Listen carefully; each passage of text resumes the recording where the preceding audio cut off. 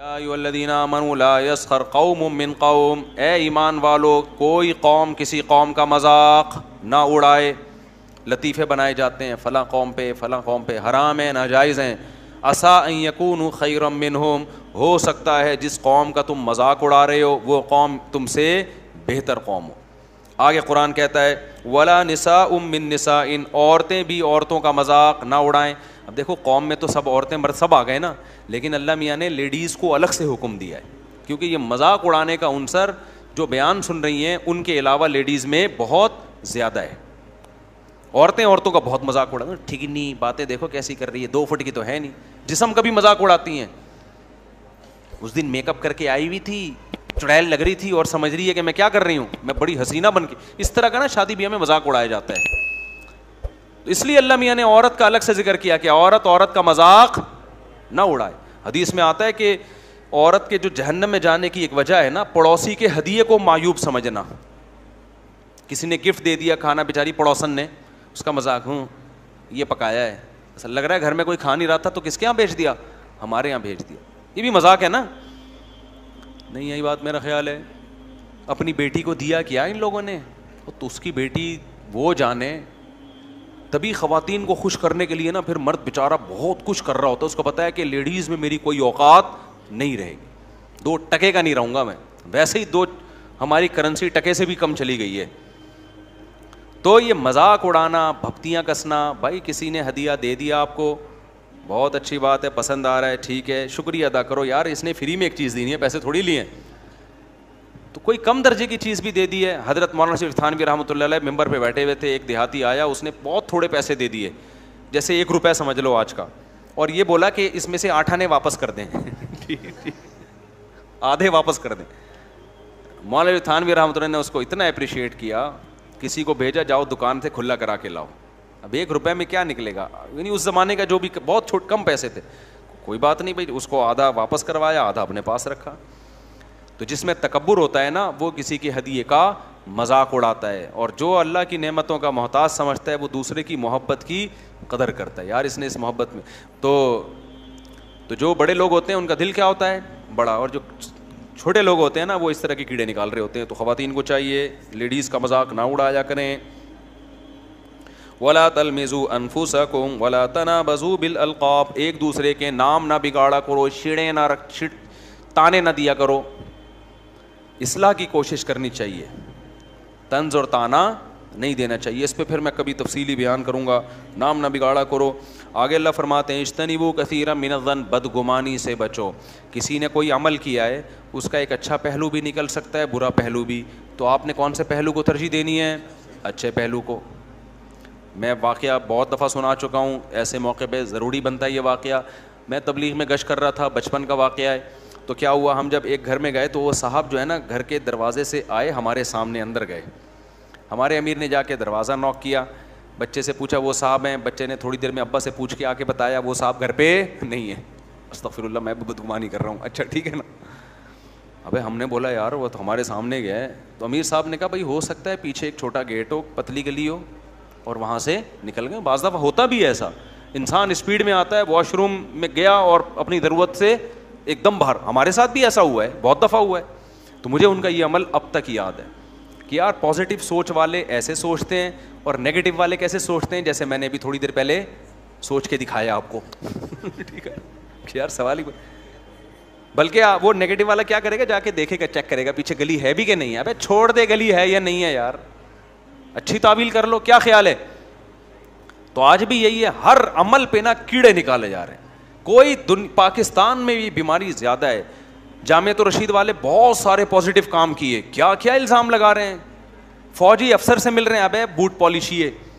وہ ملک کو بچانے کے لیے مل رہے ہیں، فوج سے، اسٹیبلشمنٹ سے، زرداری سے، بلاول بھٹو سے، عمران خان سے، مولانا فضل الرحمان سے، وہ ہر ایک سے ملتے ہیں کہ یار جس سے بھی کوئی خیر کا کام لیا جا سکتا ہے لے. اور اس کا ان کے پاس ثبوت بھی ہے کہ ہم نے اتنے سارے خیر والے فیصلے کروا دیے، اور بیان بھی دے رہے کہ ہم ان سے ایک دھیلا نہیں لیتے، نہ فوج سے لیا، نہ اسٹیبلشمنٹ سے لیا، نہ کسی سیاسی 5 روپے لیتا ہوا دکھا دے کوئی ہمیں، دیا ہے لیا کچھ نہیں ہے. لیکن آپ دیکھو کتنا پروپیگنڈا ہے. میں تو چونکہ 29 سال سے ہوں نا جامعۃ الرشید، کیونکہ مجھے جتنا پتا ہے آپ کو تھوڑی پتا ہے. جس کمبخت کو دیکھو, ابے یار یہ فوج کے پٹھو ہیں, کوئی کہہ رہا ہے ابے یہ پیسے لیتے ہیں, ابے یہ کسی اور غیر مسلموں کے اس پہ کام کر رہے ہیں. یار تم نے زندگی میں کبھی آ کے اندر دیکھا ہے نہیں کیا ہو رہا ہے, تم چند ویڈیوز دیکھ کے تم الزام لگا دیتے ہو کہ یہ فلاں سے پیسے لکھایا ہوا ہے, فلاں کے مشن پہ چل رہے ہیں.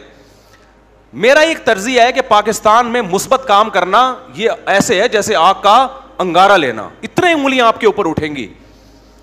ہاں وہ جو بند کمرے میں بیٹھ جائے نا, جس نے کہا میں نے دنیا میں کچھ کرنا ہی نہیں ہے, لوگ کہتے ہیں یہ بہت نیک آدمی ہے. یہ کیا ہے؟ بہت نیک. ابھی ایک یونیورسٹی ہے, اس میں مذہبی یونیورسٹی ہے نا, وہ یعنی ذرا مذہب ماحول ہے. ایک صاحب نے مجھے کہا یار روحانیت نہیں ہے یہاں پہ. میں نے کہا میرے بھائی روحانیت خانقاہ میں اعتکاف میں ملے گی آپ کو. یہ کیا ہے؟ یہ یونیورسٹی ہے. یونیورسٹی کو آپ مسجد حرام سے کمپیئر نہیں کرو, اس یونیورسٹی کو آپ کمپیئر کرو اقرا یونیورسٹی سے, بحریہ یونیورسٹی سے, پنجاب یونیورسٹی سے. یہ جو یونیورسٹی جو علماء کی نگرانی میں ہے نا, اس کو آپ کمپیئر کس سے کرو؟ پھر دیکھو روحانیت وہاں چرچ چل رہی ہے, اقرا والوں کے نہیں چل رہی, جو میں نے نام لیا ان کے علاوہ کی بات کر رہا ہوں. چرچ چل رہی ہے لڑکیوں میں, گرل فرینڈ بوائے فرینڈ, جو سیٹ اپ تباہ ہو گیا. تو آپ یہ دیکھو یہ کتنا اچھا کام کر لیا یار ایک چھت میں. ظاہر ہے وہ ماحول تھوڑی ہوگا جو خلفائے راشدین والا ماحول ہے. لوگوں کو ایک تو مل گیا نا یار, یونیورسٹیوں بچیوں کو تو بھیجنا ہی ہے نا ہم نے, تو یہاں تھوڑا سا دوپٹہ تو پہنا رہے ہیں ان کو کم از کم. آپ اس کو بنوری ٹاؤن سے کمپیئر کر کے دیکھ رہے ہو کہ یار بنوری ٹاؤن کا ماحول کتنا اچھا, اور یہ علماء نے ایک دینی ادارہ بنایا اور اس میں روحانیت ہی نہیں ہے. ابے تو بنوری ٹاؤن سے کیا, یا مسجد حرام یا مسجد سے, یا تو خانقاہ سے کمپیئر کر کے دیکھ رہا ہے اس کو. تو پاکستان میں یہ بہت بڑا مسئلہ ہے ہمارے. میں نے جب کورونا پہ آواز اٹھائی نا کہ بھائی چونکہ بہت زیادہ مذہبی اسکالرس کی طرف سے نا کووڈ کے خلاف, یہ کووڈ یہودی سازش, مجھے خیال ہوا کہ یار یہ ہمارے ڈاکٹر سارے ہی مذہبی لوگوں کے خلاف نہ ہو جائے. میں نے بول دیا, میں نے کہا بھائی یہ کووڈ سچی مچی کی بیماری ہے یہ, اور یہ بہت نقصان دہ ہوگی. یہ بیماری ہے, ڈاکٹروں کو گالیاں مت دو. میں نے ڈاکٹروں کی حمایت میں بیان کیا. سب نے نا ڈاکٹروں کو, ابے یہ سب بکے ہوئے ڈاکٹر ہیں, ابے یہ سب WHO سے پیسہ لے کے کھاتے ہیں. ابے میرے رشتہ داروں میں ڈاکٹر ہیں یار, مجھے تو نہیں یقین ہے کہ یہ پیسہ کسی نے نہیں کھایا ہوگا انہوں نے. اور اتنے لوگوں سے ملا, میں نے جب بیان ریکارڈ کروایا تو ابے یہ تو جامعۃ الرشید کا بندہ ہے, یہ تو اسٹیبلشمنٹ کے, یہ تو حکومت کے پٹھو ہیں. خدا کی قسم نہ مجھے کہیں حکومت نے کچھ اس پہ کچھ ایک لفظ بولا, نہ کوئی ڈاکٹروں سے لفافہ ملا. اپنی ذمہ داری محسوس کی. ہم نے کہا یار یہ بہت برا امیج جا رہا ہے مذہبی طبقے کا. ایک میرے پاس میسج آیا, میں دبئی ایئرپورٹ پہ تھا, ایئرپورٹ بند, میں آخری فلائٹ میں آ رہا تھا دبئی سے, کووڈ کی وجہ سے سارا بند, ساری جو جتنی فضائی کمپنی ہیں ان کی واٹ لگی پڑی تھی. میرے پاس ایک مذہبی مولانا کا میسج آیا, وہ تھے بھی یونیورسٹی کے پروفیسر, اتنے پڑھے لکھے, کہہ رہے ہیں یار بند کرنا ہے تو ایئرپورٹ بند کرو نا, کووڈ کی وجہ سے بند کرنا ہے تو سینما گھروں کو بند کرو. پاکستان میں مسجدیں کیوں بند کی ہوئی ہیں؟ حالانکہ پاکستان میں مسجدیں بند نہیں تھیں, ایئرپورٹ بند تھے. میں نے کہا یار یہ کیسی بات کر رہے ہیں یار, اربوں روپے کا ان کا جہازوں کی کمپنی کا بیڑا غرق ہو گیا. کتنی نیگیٹو سوچ ہے یار, ہر چیز میں نیگیٹو. سارے ڈاکٹر کہہ رہے ہیں بھائی ایک وبا پھیل گئی ہے, ساری دنیا کہہ رہی ہے, ہمیں ہیں ہمارے پاس ایسی, اور ریسرچیں بھی آ رہی ہوتی ہیں. پھر بھی آپ میری رائے سے اختلاف کر سکتے ہو کہ نہیں جی مفتی صاحب کے پاس غلط معلومات ہیں, ہمارے پاس صحیح ہیں, لیکن الزام نہ لگاؤ کہ حکومت سے پیسے لے کے کھا رہا ہے یا اسٹیبلشمنٹ کا آدمی ہے. پرسوں میں نے وہ انجینئر علی مرزا پہ کلپ ریکارڈ کروایا نا کہ قتل وتل کا, اس پہ بھی بعض لوگوں کا خیال ہے ابے یہ اسٹیبلشمنٹ کے ہیں نا, تو اصل میں یہ کہہ رہے ہیں کہ قتل مت کرو, اس سے حکومت کیا ہوتی ہے خوش. قرآن میرے ہاتھ میں رکھا ہوا ہے, خدا کی قسم حکومت کے کسی نمائندے نے مجھ سے رابطہ نہیں کیا کہ مفتی صاحب آپ یہ جو قتل کا فتویٰ آیا ہے اس کے خلاف کلپ ریکارڈ کروائیں. اللہ کی قسم, نہ فوج میں کسی نے رابطہ کیا, نہ حکومت میں کسی نے رابطہ کیا. مجھے خود یہ خیال ہوا, ایک دو دوست احباب نے مشورہ دیا یار یہ قتل و قتال کی باتیں پاکستان میں شروع ہو گئی ہیں اور یہ ادھر ہی جائے گا جہاں جو پہلے جو ملک کے حالات ہوئے ہیں نا, تو آپ کی ذمہ داری. میں پھر بھی نہیں بول رہا تھا, میں نے کہا دوسرے حضرات بولیں, جب ان کے میڈیا کی طاقت زیادہ نہیں ہوگی لوگوں کے پاس تو پھر مجھے خیال آیا کہ میں کر دوں. لیکن ہمارے ہاں جب کوئی پازیٹیو وے میں کام کرے گا نا تو ٹانگیں کھینچی جائیں گی. اس لیے میرے بھائی سوچ کو تھوڑا سا کیا کرو مثبت. میں یہ نہیں کہہ رہا آپ ہر ایک کی رائے سے اتفاق کر لیں, آپ نہ کریں آپ اتفاق, لیکن فوراً یہ الزام لگا دینا بوٹ پالشی ہے اور فلانا یہ اور یہ الزام کیا ہے, یہ غلط ہے. سمجھتا ہے کہ نہیں سمجھتا ہے؟ آگے چلتے ہیں تو قرآن بھی کہہ رہا ہے بدگمانیوں سے بچو. اور میں تو آپ سے ایک بات کہتا ہوں, بلاول بھٹو بھی جو صحیح کام کرے نا, اگر صحیح کام میں آپ نے اس کو اپریشیٹ کرنا ہے.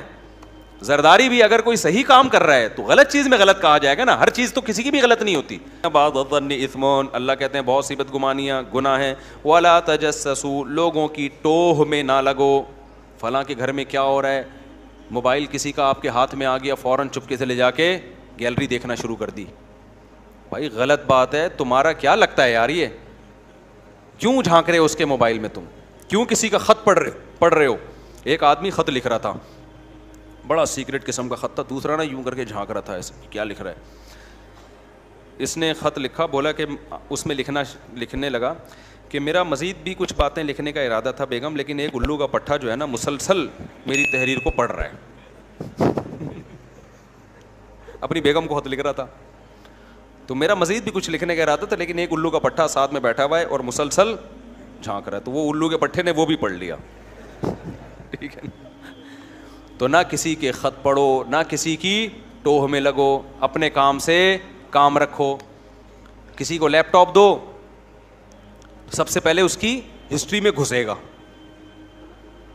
کوئی کمرے میں بیٹھا ہوا ہے, کسی کو آفس میں بیٹھاؤ نا, کمرے میں بیٹھا ہوا ہے, دوسرا آئے گا سب سے پہلے اس کی ہسٹری میں گھسے گا. کہیں کوئی بات چیت ہو رہی ہے, چپکے سے ویڈیو بنائے گا. یہ ساری حرکتیں کیا ہیں, گھٹیا. تجسس, ہاں کہیں شرعی مجبوری ہو تو ایک الگ بات ہے. تو آپ اپنے بچے کے بھی ایسے نہیں کر سکتے کہ آپ بیٹے کے جو ہے نا اس طرح اس پہ چھاپے مارنا شروع کر دیں. پہلے سے بچے کو بتا دو بھائی اس گھر میں سب کی نگرانی ہو رہی ہے, آپ نے کمپیوٹر پہ بیٹھنا ہے تو کوئی غلط کام نہیں کرنا, میں ہسٹری چیک کروں گا, یہ پہلے بتاؤ اس کو. اچانک چھاپے مار کے لوگوں کے ایپ پر مطلع ہونا یہ پسندیدہ کام نہیں ہے, اور اس سے برائی ختم نہیں ہوتی, اس سے برائی پھیلتی ہے. کیونکہ اگلا کہتا ہے یار میں بدنام تو ہو گیا نا, پتہ تو چل گیا نا. میں جب رابی پیرزادہ کا انٹرویو میں نے لیا نا, تو اس نے مجھے بتایا کہ سب میں چونکہ یہ بات پھیل چکی ہے اس لیے حرج نہیں ہے, کوئی پرانی کوئی اس بیچاری سے غلطیاں ہوئی تھی, کچھ ایسی قابل اعتراض ویڈیو سامنے آ گئیں, تو کہتی مجھے اللہ نے توبہ کی توفیق دی. تو اس نے ایک بات بتائی کہ اس کے بعد نا بڑی بڑی کمپنیوں نے اور بڑے بڑے اداروں نے مجھ سے رابطہ کیا, اور کہہ رہی مجھے شیطان یہ ورغلانے لگا کہ اب میں بدنام تو ہو گئی ہوں, تو کیوں نہ اب اسی کام میں لگ جاؤں. تو پردہ ڈال دیا جاتا تو موقع ملتا شیطان کو ورغلانے کا. اگر کسی نے ایسی ویڈیو دیکھی تھی ڈیلیٹ کر دیتا اور چپکے سے جا کے اس کو بتا دیتا کہ بھئی ایسی چیزیں وائرل ہو سکتی ہیں, آپ خیال کریں. لیکن جب بدنامی ہوتی ہے نا, تو جہاں توبہ کا چانس بڑھ جاتا ہے وہاں اور زیادہ برے ہونے کا چانس بھی بڑھ جاتا ہے. اور آج کل رحمانی اور شیطانی قوتوں کا جب مقابلہ ہو نا, تو آج کل شیطان غالب ہے, برائی غالب ہے سوسائٹی میں. اور اس نے بتایا کہ ایسے ہی بعض اداکاروں کے ساتھ ہوا, ان کی ویڈیوز لیک ہوئیں, پھر انہوں نے کہا اب ہم بدنام ہو ہی گئے ہیں, تو اب برائی کو پھر برائی کو گلے لگاؤ. جب ہو ہی گئے ہیں تو پھر اس پہ اڑ جاؤ, بس ہم ہیں ہی ایسے. جیسے کوئی چپکے سے چرس پیتا ہو, ہیروئن پیتا ہو, اس کو احساس ہے توبہ کا, آپ نے دیکھ لیا, اب آپ نے سارے محلے میں بتا دیا ہیروئن پیتا ہے, کہتا ہے یار اب چھوٹتی تو ہے نہیں, اب بدنام تو ہو ہی گئے ہیں, اب ہیروئن کے فضائل شروع کر دو کہ پیتے ہیں نا, تو تمہاری طرح منافق تھوڑی ہے کہ چھپ کے پیتے ہیں, تو اب تو وہ ڈبل پیے گا کہ نہیں پیے گا. ہمارا ایک دوست تھا, سمندر میں بیچارہ ڈوب کے انتقال ہو گیا, اللہ مغفرت کرے. اس کی نا باڈی کا اسٹرکچر ایسا تھا, بہت دبلا پتلا سا تھا وہ, حالانکہ جم جاتا تھا لیکن اسٹرکچر ایسا تھا. اب جہاں جائے اس کو گھر والے کبھی کہتے ہیں یار یہ تو چھپ کے نشہ تو نہیں کرتا. اس نے مجھے خود بتایا, میں اس کو جانتا تھا, دوستوں میں جا رہا ہے, ابے لگتا ہے کوئی پیتا ہے, جو اس کو اتنا ایک دن غصہ آیا نا, جا کے اس نے پینا شروع کر دی کہ یار جب ہمیں بدنام کر ہی دیا ہے کہ ہم پیتے ہیں تو اب ہم کیا کریں گے, پئیں گے. اور پھر بتانا شروع, لیکن اللہ نے توبہ کی توفیق دی, چھوڑ دی اس نے. تو حدیث میں بھی یہ ہے کہ شیطان کی مدد نہ کرو کسی مسلمان کے خلاف. کیا مطلب, اس کی برائی کو ہائی لائٹ مت کرو. برائی کی ہے, پردہ ڈالو, اس برائی کو چھپاؤ. تم کسی کی برائی پہ پردہ ڈالو گے, اللہ تمہارے عیوب پہ پردہ ڈالے گا. کسی کی برائیوں کو پھیلاؤ گے تو اللہ آپ کو بھی قیامت کے دن رسوا کرے گا.